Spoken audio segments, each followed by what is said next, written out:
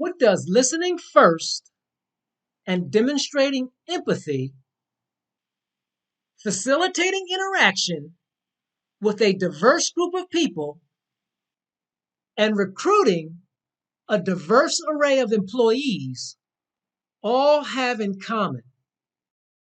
These are all examples of steps we can take to reduce the negative impact of unconscious bias.